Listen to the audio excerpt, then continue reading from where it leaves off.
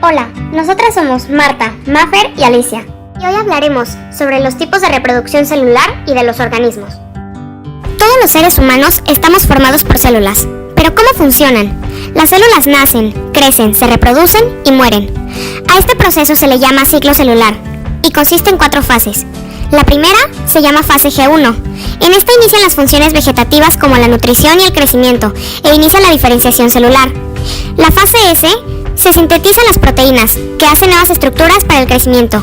En la fase G2 termina la diferenciación, crecimiento y maduración de células. Y por último está la fase M, en la que se lleva a cabo la mitosis. La mitosis es un proceso de división celular en el cual se producen 2 células cuyos núcleos contienen información hereditaria idéntica a la de la célula madre. Esto ocurre en cada célula del cuerpo. La mitosis tiene 4 fases: profase, metafase, anafase y telofase.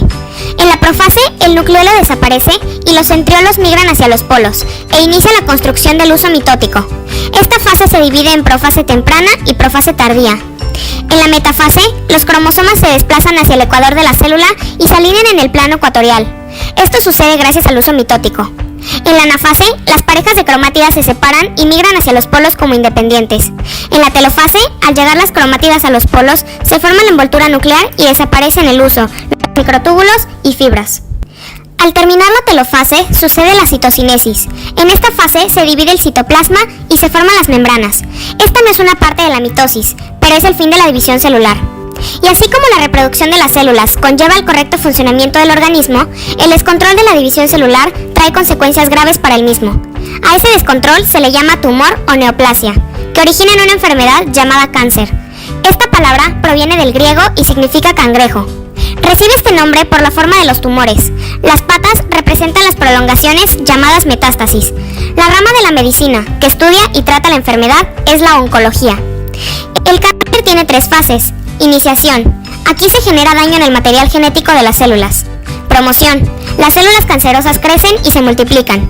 Y por último, progresión. En esta se generan tumores y sucede la metástasis, que es cuando una célula de la neoplasia viaja a otra región del cuerpo donde se formará un nuevo tumor, y así sucesivamente. Ahora que tenemos un panorama más amplio sobre las células y su funcionamiento, hablaremos sobre la reproducción asexual, unisexual y vegetativa. Se le llama asexual a aquel tipo de reproducción en el que únicamente se ve involucrado un progenitor. Aunque existen distintas modalidades, es importante remarcar que este proceso no necesita gametos, que son las células sexuales del ser vivo, y sobre todo que no hay variabilidad genética. El primer tipo es la bipartición o fisión binaria.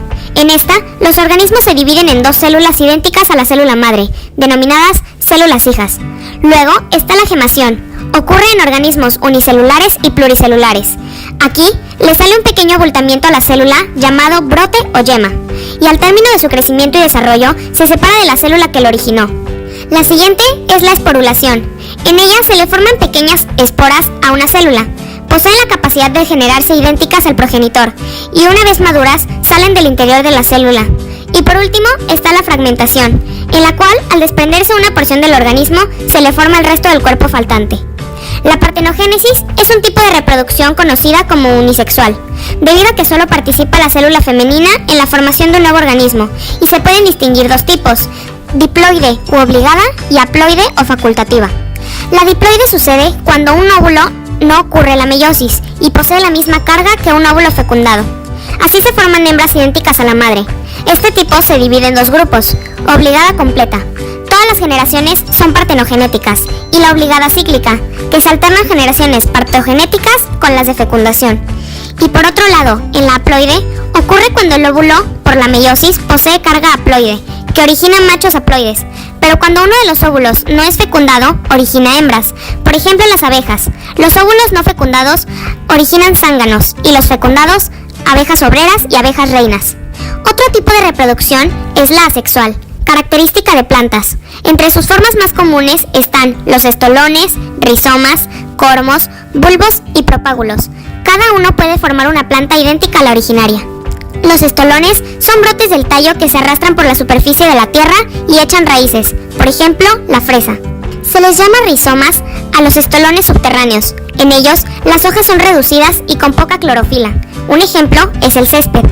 Los cormos son pequeños tallos bajo la tierra y poseen reservas nutritivas, como el azafrán y la gladiola. En los bulbos, el órgano almacenador son las hojas. Estas son gruesas y forman escamas que rodean al tallo. Así sucede en la cebolla y los tulipanes. Se le llama tubérculos cuando en algunas partes gruesas de los rizomas delgados se almacenan alimentos, y el más conocido es la papa. Y por último están los propágulos, que son formaciones multicelulares útiles en la reproducción asexual en helechos y musgos. Ahora hablaremos sobre un proceso fundamental para la división sucesiva de la célula, llamado meiosis. En esta, los gametos resultantes, o sea, óvulos y espermatozoides, se convierten en haploides y en la fecundación vuelven a ser diploides. Para esto, suceden la primera y segunda divisiones meióticas. Dentro de la primera división meiótica hay 4 fases. Profase 1. Inicia condensando el ADN, pero en cada pareja de cromátidas se forma una diada. Por eso de cada pareja anterior de cromosomas homólogos resulta una tétrada. Los 4 nuevos cromátidas se aparean y se les llama entrecruzamiento cromosómico, también conocido como crossing over. Metafase 1. Los cromosomas homólogos son dispuestos en la placa ecuatorial frente a frente formando la estrella madre. Anafase 1. Las parejas de cromosomas homólogos se dirigen separados hacia los polos. Telofase 1. El huso desaparece y forma membrana nuclear alrededor de cromosomas alargados, y enseguida inicia la segunda división meiótica. En general, esta presenta el mismo esquema mitótico en cuanto a sus fases, solo que los cromosomas no se duplican, solo se reparten igualitariamente entre las células hijas, o sea, se convierten en células haploides. Y en cuanto a pasos, son los mismos en la primera división que en la segunda, solo que se diferencian por un número 2 romano. En la formación y maduración de los anteriormente mencionados gametos, la división celular por meiosis es fundamental. A este proceso se le denomina gametogénesis, y se forman y maduran los gametos, que son haploides. Todo esto ocurre en las gónadas, es decir, los testículos y los ovarios, donde se producen los espermatogonias, que luego generan 4 espermatozoides viables, y también las ovogonias, que generan 4 óvulos, pero solo uno es viable y los otros 3 se reabsorben. Teniendo conocimiento del significado y funcionamiento de un gameto, hablaremos de la reproducción sexual, en la cual estos se ven totalmente involucrados, ya que provienen de un macho y de una hembra. En el ser humano, cada gameto tiene 23 cromosomas, y en la reproducción, al unirse, se generan organismos con 46 cromosomas, con características maternas y paternas. Y bueno, esperamos que les haya gustado mucho, y eso fue todo por el día de hoy. Hasta la próxima.